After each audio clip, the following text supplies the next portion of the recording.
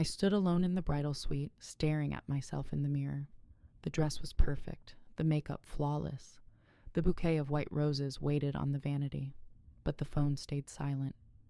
No call from Mom, no text from Dad, not even a message from my brother, Logan. 3 empty seats in the front row said everything I already knew. "They're not coming, are they?" I whispered. The planner lied with a smile. "There's still time." There wasn't, so I walked down that aisle alone. 90 people turned to watch, sympathy painted on their faces, and I told myself, "Don't cry." Ethan's eyes met mine. He smiled like I was the only person that mattered. "I'm here," he whispered. "We're enough." That was the moment I stopped trying to earn a place in my own family, because my parents had been teaching me my worth for years. Every time they skipped my art showcase for Logan's debate trophy.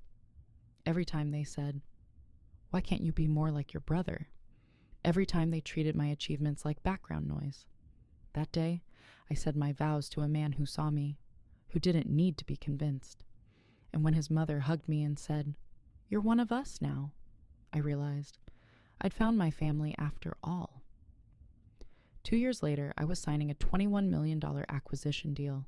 The company I built from nothing, mine.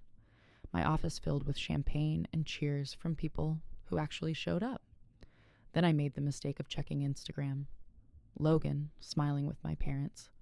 A caption that read, "Family tradition continues. Perfect photos, perfect smiles, and no space for me."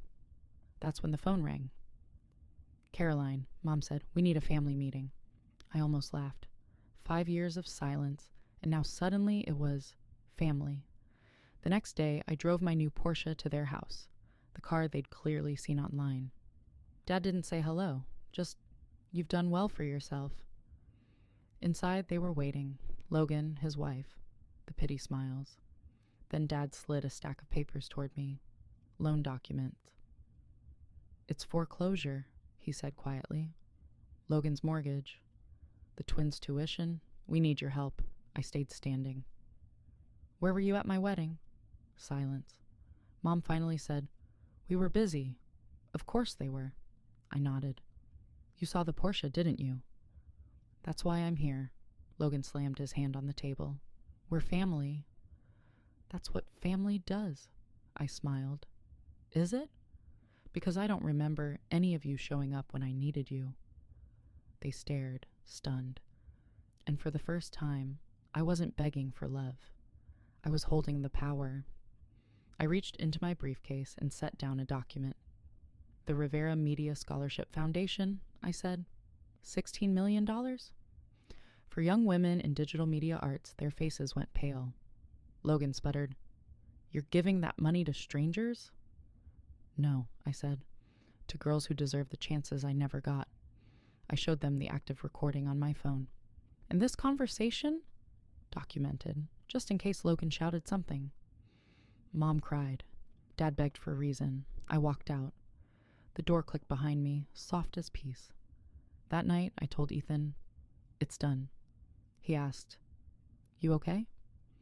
I smiled into the dark. Better than okay. I finally saw them clearly. When they showed up at my office days later, yelling in the lobby, I didn't flinch. I had security escort them out. Boundaries aren't punishment, they're protection. A few weeks later, I stood on stage accepting a business leadership award.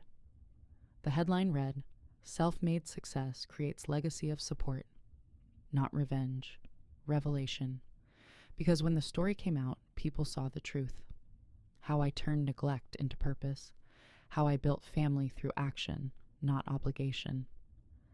Today, the Rivera Foundation funds scholarships for girls like Maya, a 17-year-old filmmaker who reminds me of who I used to be. Quiet, overlooked, brilliant. She once told me, "You're the reason I believe I can do this." I smiled and said, "No, Maya. You are now I know what family really means. It's not who raised you. It's who lifts you. And for the first time, I'm not standing alone in the mirror. I'm standing in the light."